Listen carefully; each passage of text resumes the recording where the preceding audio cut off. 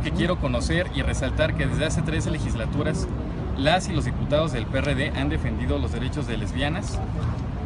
bisexuales, transexuales, travestis, transgéneros e intersexuales a través de iniciativas como las del diputado Ricardo Moreno, que ha impulsado el Día de la Lucha contra la Homofobia en Edomex, o como el diputado Octavio Martínez, que en pasada legislatura presentó la iniciativa de matrimonio igualitario y que se volvió a presentar el 24 de noviembre del año pasado de la mano de nuestro diputado actual,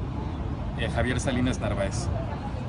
A nivel nacional, en los gobiernos del PRD ya es una realidad el matrimonio igualitario, como lo es en la Ciudad de México, Morelos y Michoacán, y en los demás estados están trabajando de la mano con las organizaciones sociales para impulsarlo en todo el país.